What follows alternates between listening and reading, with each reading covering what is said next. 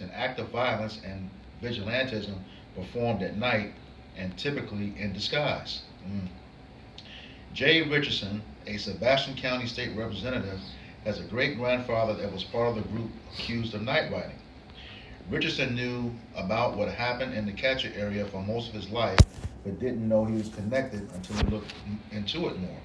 He got together with Anthony, and more was discovered. And he says, my family owned some land over there during that time, Richardson said. They were part of the main group who was identified. Richardson said that his great-grandfather was killed during the riot, but does not have enough information to determine how it happened. The 11 men were hiding in a log cabin when the group that was terrorizing the town found them. Governor Thomas McCrae allowed a few men access to a machine gun from the local company in Ozark. And as we say every week, some way, somehow, some form of fashion, the government has had a hand in the demise of Jake. You know, whether they instigate it or support the efforts of the civilians to get rid of Jake. So, every single time. Yeah, and to your point, they were terrorizing the group and found them. Yeah. And then put charges on them. Yep. Unrighteous decrees. Unrighteous decrees. Got you. All right. Continuing on. Once the men in the cabin learned about the machine gun, they surrendered and were found with 2 shotguns and a small amount of ammunition. After their arrest, they were sentenced to 1 year in jail on counts of night riding. Notices were placed around catcher threatening the black community to leave within the next 5 days or face the consequences, which, you know, utter violence and destruction. Okay. It goes on, around 50 families left catcher, many of whom own land and never returned. That's those land grabs. Yeah. You know, force them out and just take it. Yeah. No compensation for what? Again, it go. Somebody grab that. Like a 2 and 10. Yeah. We'll grab it. Yeah. This is the book of Micah, chapter 2 and verse 10. It says, "Arise ye and depart, for this is not your rest, because it is polluted. It shall destroy you, even with the sword destruction." Kind says, "Arise ye and depart." Jake is trying to make it over here. This place is not our rest. You know, not only is it polluted with our blood, it's polluted with wickedness. You know, everything that goes against the law, statutes, and commandments. Okay? So we have to mentally come out of this place and understand where we are. All over the scriptures, you know, the Lord said we will not be at peace. We will not rest. We will not dwell safely until we return to the land and never be ashamed. This is not our home. This is a place of punishment. All right? And Jake has to understand that. You know, the elect understand that, but the rest don't. All right? Yeah. Okay. Back to the article. Start back at this one. It says around 50 families left catcher, many of whom own land and never returned. On January 4th and 5th, 1924, Bettis and Rooks were tried separately for murder. They were convicted and sentenced to death by electrocution that occurred on February 15, 1924. The trial was expedited under Act 258 of 1909. Yeah. And it's just a thought that came to mind, you know, when he's just like, just imagine you're living in your home and all this stuff is going on, and then they send out a decree like, hey, if you're not leaving, we're gonna hurt you, you know. And then people leave their homes, and then the people who was terrorizing you now are occupying your homes. Now this was over just over 100 years ago, and so these same people are occupying that same land and claiming it to be theirs. They have been passed it down to their sons and things like that, but yet it was never yours to begin with. Right. But I was going to say, look at these dates again. They were tried on the 4th and 5th of January and executed on the 15th of the very next month. Look at how many folks on death row. Well, when you read further, you're gonna talk about how they created this law. Mm-hmm. You go ahead. Yeah, and I'm gonna put a link to that Act 258. Yeah, the Act of 1909. Okay, and it says it actually explains it, but I'll put a link to that as well. It says, according to the Encyclopedia of Arkansas website, Act 258 of 1909 was a law intended to prevent citizens from engaging in lynching. Instead, it aimed to expedite trials relating to particular crimes in order to render what would likely be a death penalty verdict to mollify the local population enough that they would not take the law into their own hands. Strong evidence against the two was a very detailed statement of the crime allegedly offered by Clay. It says, according to a prison file at that time, Clay was mentally slow and unable to read or write. However, the statement attributed to him was very detailed, and he later retracted it when it was questioned by his attorney. Now, I have to say, just by hearing that, and it just came, like I read it, but then coming back into the thought, I would hear a lot where they would say in the courts, and maybe they don't say it anymore, but it's like you have a right to a speedy trial. And so it's like they make it feel like it's your right, but they put that in place in there. I'm reading it here, and I have to go further into it if those are connected, why they say that. But you have a right to a speedy trial.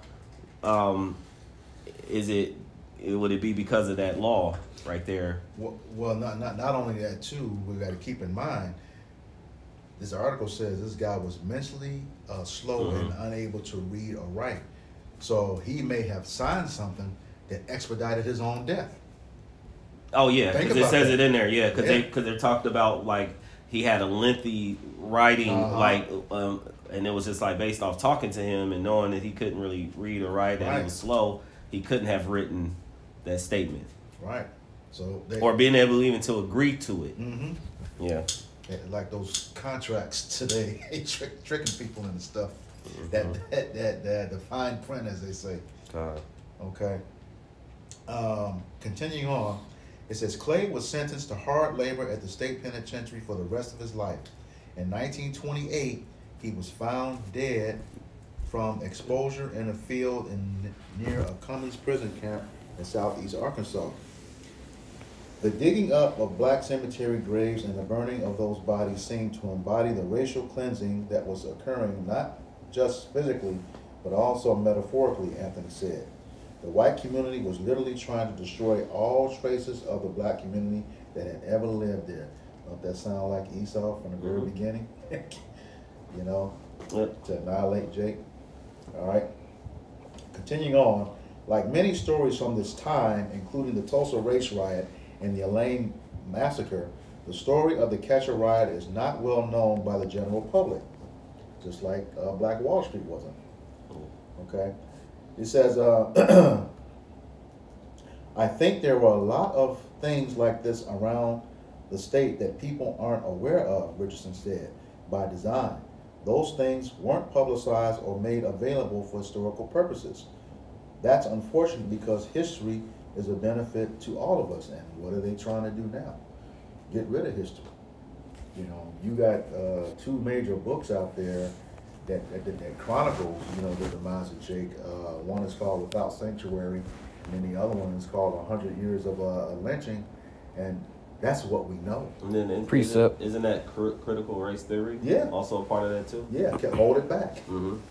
Go ahead. Yep, this is the book of Habakkuk, chapter 2 and verse 16. It says, Thou art filled with shame for glory, drink thou also, and let thy foreskin be uncovered, which ultimately foreskin being uncovered is going into Esau, Edom, the so-called white man, and his wickedness being exposed. Or how he is dealt treacherously. And, you know, all these stories coming out, you know, what we do for the Violence Against Our Brother Jacob series, various different articles we bring out and things of that nature, that's all a part of Esau, Edom, the so-called white man being exposed. All right, his treacherousness, or his evil, his mischief, right?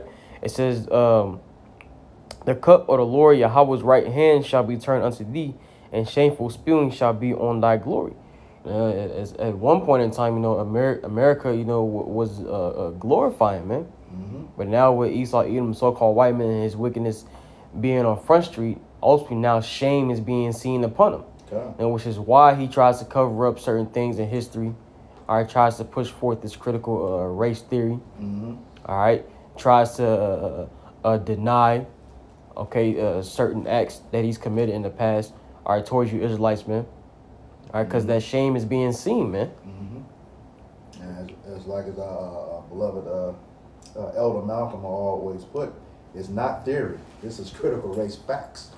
You know, I know at one time they were trying to get him to change the name of that page. Oh, wow. Yeah, because they don't like it. They don't like it.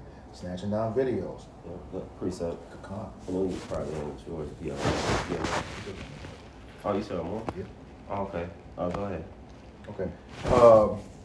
As Juneteenth, the holiday celebrating the emancipation of slaves in the United States, falls on June 19th, Richardson said that it gives them a day to celebrate, in his opinion, the true freedom of America. And we have to say that is absolutely not true. That's not, that wasn't the freedom of the slaves, okay? That was the transfer of ownership of the slaves. Can somebody grab that quote by Lincoln where he said if he would have, it wasn't about freeing the slaves? That was not his intention. You know, emancipation, when you go back into the etymology of that word, it means the transfer of ownership, okay? And right while that was happening, the 13th Amendment was being ratified, going through Congress, okay? Going through Congress. The emancipation was actually, went through, a proclamation actually went through Congress January 1st, 1863. Texas was the last one to accept it, you know, June 19th, 1865. Like I said, while that was going on, the 13th Amendment, which pretty much said slavery was over unless you become a felon, you know. Okay. You got I got something. Well, it's showing this AI generated, but it sounds like it's what you're looking for. It says, while Lincoln eventually issued the Emancipation Proclamation, which freed slaves in Confederate territories, his primary goal during the Civil War was to preserve the Union. And he stated that if he could save the Union without freeing any slaves, he would have done so. Meaning his primary motivation was not solely about freeing slaves, but rather maintaining the unity of the nation. So when you go back into the etymology of that word, emancipate, it meant transfer of ownership. And that's exactly what happened, okay? Once you became a felon, which, you know, they were taking black codes, changing them into laws, okay, you go right back to a plantation, all right? Namely, let's say after 1865, you were waiting in line for a job. You didn't have one. That was a felon, okay? If there were more than 2 or 3 of you in a line trying to get employment at the same place, that was called loitering. That put you right back in the slave plantation. That's those unrighteous decrees you were talking about earlier. So this is an inaccurate statement, you know, when you go back through the history. And we did a video on that.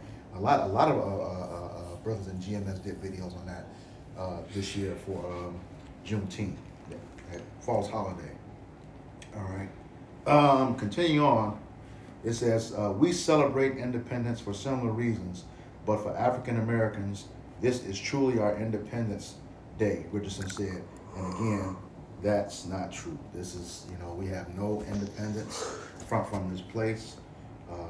You're seeing that today, you know. Precept. Despite, you know, one of the candidates wants to implement Project 2025, okay? And we know all of this stuff is built up from programs that, you know, that have been brought out over decades. Project Megiddo, okay? The King Alfred Plan, Rex 84. Everything that's supposed to keep pretty much, once again, not only continually subject Jake, but eventually get rid of him. But it's not going to happen. Because Yahweh Hashem Yahweh Shai says he has not cast away his people. Go ahead. And this is the book of Baruch, chapter 3 and verse 8. It says, "Behold, we are yet this day in our captivity, where thou hast scattered us for a reproach and a curse, and to be subject to payments according to all the iniquities of our fathers, which departed from the Lord our power." So simply put, at the end of the day, man, we're not going to be independent or liberated to our Lord Yahweh Shah come back, man. Jake think just because they got a house to live in, they can go to and from work, they can make trips to the grocery store, this, that, and the third, that they're independent. But here it is, we're still subject to payments, man. All right, damn near living from paycheck to paycheck. You got rent, light bill, all these other payments you got to worry about, man. All right, that's not true independence, man. All right, we'll experience true independence when we're in our when we're in Yahweh Shah's kingdom, which by default makes it our kingdom, man. Yep. But hey, here in America, hey, we're still in the house of bondage, man. So over here in America, there's no such thing as independence for you so-called Negroes, Latinos, and Native Americans. Con, that's the final precept if nobody else got anything. I have something, and then we'll end with yours. Okay, go ahead. Okay, it's the book of Isaiah 33, verse 1. It says, Woe to thee that spoilest, and thou wast not spoiled, and dealt treacherously, and they dealt not treacherously with thee. So when you have went into the land and you totally robbed, raped, murdered the people that were in the land, who all just wanted to have peace, and even those who had wanted to be peaceably with you, starting also with the natives of the land. Okay, so this goes for all these so-called blacks, Hispanics, and Native Indians that you've done this to. And you've dealt treacherously with thee. It says, when thou shalt cease to spoil, thou shalt be spoiled, and when thou shalt make an end to deal treacherously, they shall deal treacherously with thee. So going back to the recompense that's going to be placed upon your head for all the things that you've done unto the children of Israel. Okay, if y'all want to add to, or I had Revelation 13, Yeah. 9 and 10. Yeah. All right, this is the book of Revelation, chapter 13, beginning verse 9, and it reads, "If any man have an ear, let him hear." So man have understanding, let him understand. Okay, verse 10, "He that leadeth into captivity shall go into captivity. He that killeth with the sword must be killed with the sword. Here is the patience and the faith of the saints." All right, and as I read early, he talked about in Obadiah 1 and 15, everything that the heathen done to us is going to return upon them. Okay, but for the most part, we always GMS, we always talking about examining everything. When we read the scripture, he that leadeth into captivity shall go into captivity. A colon follows that word, captivity. Okay, so that means that everything that comes after it substantiates what's said before it. It says, he that killeth with the sword must be killed with the sword. Here is the patience and the faith of the saints. Who was blessed with the sword? Esau, Edom. Going back to Genesis 27. Okay, he has had us in captivity for the longest.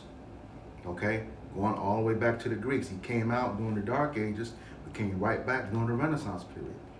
Okay, and then the stuff that he did to us, like I said earlier, going back into Egypt, the Babylonian captivity, what was that, in Judith, he helped, Nebuchadnezzar, get us. So, you got a hell of a lot to pay for, okay? And it's going to be, once, you're going to serve twice as long and twice as hard, according to Revelations 18, 5 and 6. And then ultimately, you're going to be done away with forever, according to Obadiah 1 and 18. All right? And it says, this is the patience and the faith of the saints. Who are the saints? The Israelites, according to Psalms 50 and 5. Okay? And that patience is the suffering. We're suffering, waiting for this day. All right? And we have that faith. All right? That this is going to happen. We believe in the scriptures. And you have to have faith. He said those who don't have it, it's their sin if you don't have faith. So it's just the way it is. All right? Yeah, everybody got it? Okay. All right, so with that, we hope this lesson was edifying to the elect body of the nation of Israel. Once again, we're going to give all praises, glory, and honor to Yahweh, Ba'ashem, Yahweh Shai, Ba'ashem, Ruach Double honors to our apostles and elders of Great Millstone who do well, teaching us this 100% truth. Salutations to them and our fellow Akim who labor in this truth week in and week out on the highways and byways. Also, salutations to the hopeful elect of the scattered 12 tribes of Israel, scattered to the four corners of the earth, that be like unto the speckled bird, also known as your Israelite foreigners, you so-called Negroes, Latinos, and Native Americans. To you, we say Shalom. Shalom. Kwam Yasharala. Kwam Yasharala. We got next. Shalom. Shalom.